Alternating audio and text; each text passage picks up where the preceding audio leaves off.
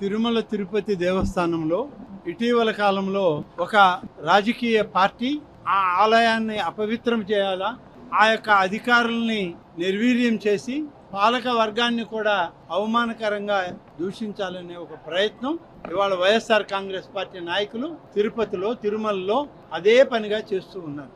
ఏదైనా ఒక మంచి కార్యక్రమం వస్తే దాన్ని అడ్డుకునే ప్రయత్నమే కానీ ఇంకా బాగా చేయండి లేదా ఈ విధంగా చేయండి ఇంకా మెరుగైన భక్తులకి మెరుగైన సేవలు వస్తాయని మాత్రం వాళ్ళు చెప్పరు. వాళ్ళు ప్రయత్నం అంతా ఏదో ఒక నెపం, ఒక బురద జల్లి ఆ వాతావరణాన్ని కలుషితం చేయడానికే వాళ్ళు చేసేటువంటి ప్రయత్నం.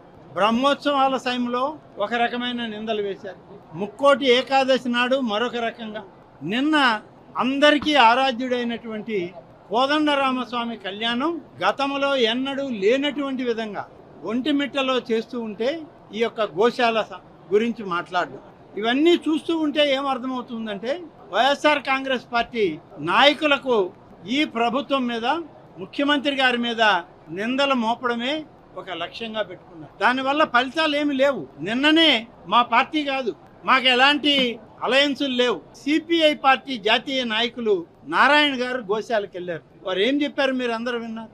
ఎలాంటి ఇబ్బందులు లేవు, సజావుగా సాగుతా ఉంది గోశాల. తిరుమల తిరుపతి పాలక వర్గం గోవుల్ని సంరక్షిస్తూ ఉంది అని చెప్పి వారు స్వయంగా చూసి స్టేట్మెంట్ ఇచ్చారు. అయినా వీళ్ళకి తృప్తి లేదు. ఇవాళ ఛాలెంజ్లు, మీరు రాండి మేము రాండి, ఏమి ఛాలెంజ్లు చేస్తారు మీరు? ఎక్కడైనా సరే కొన్ని సహజ మరణాలు అనేవి ఉంటాయి. సహజ మరణాలను కూడా పాలక మండలి లేకుంటే రాష్ట్ర ప్రభుత్వమో వాటి వల్ల వచ్చింది అని చెప్పి నిందల్ని మోపడానికి భూమన కరుణాకర్ రెడ్డి లాంటి నాస్తికుడు చేయడం ఇది నాస్తికత్వం అనిపించుకుంటుంది.